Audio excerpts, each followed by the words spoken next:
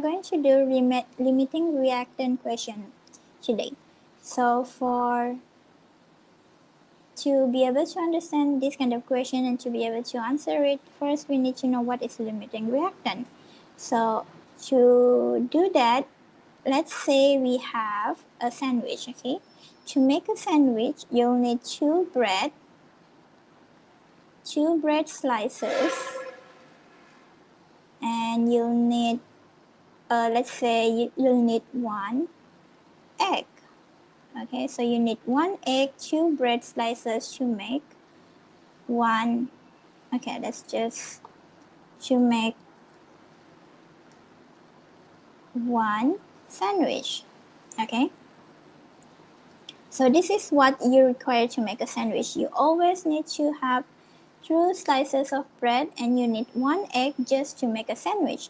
It cannot be happen that if you have one bread slice and one egg, that is not going to be a sandwich, even though you can just like roll them and eat, but no, that's not a sandwich. That's not our recipe here. Our recipe here is two bread slices with one egg. That is our recipe of the sandwich. So now let's say you are given with 4 bread and you are given with 3 eggs. Okay, so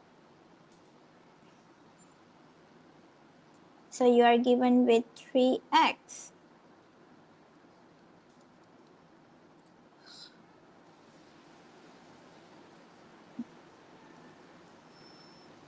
I'm sorry for that. So you have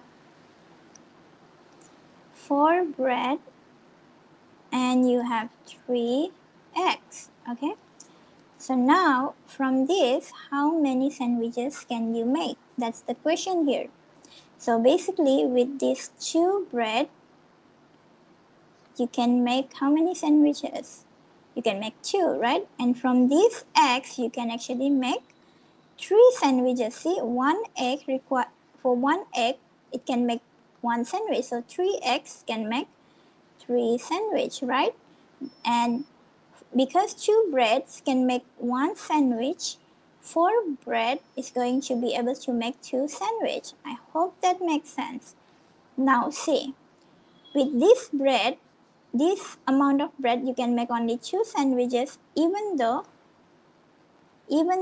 you have 3 eggs, right? Even though with the eggs you are able to do the sandwiches, more sandwiches, but because you are lack of the bread, you cannot make more than 2, right?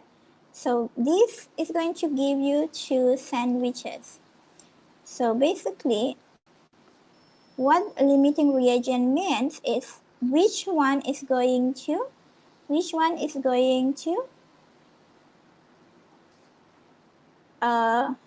cause us to make less of the product. So in this case, the bread is the reason why we cannot make more sandwiches. So here, limiting reagent is the bread.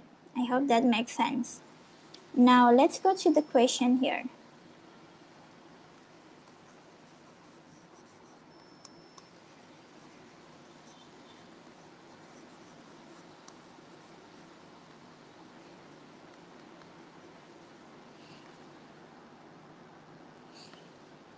Okay.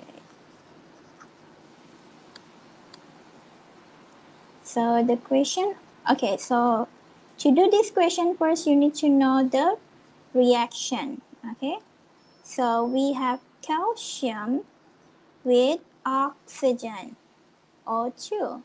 Now how they are going to form? So calcium with O2 is going to have CaO formula. And when we are going to balance it, this is going to be our balancing reaction. So you can see here, for one, okay, let me just change the color. So for one molecule of oxygen,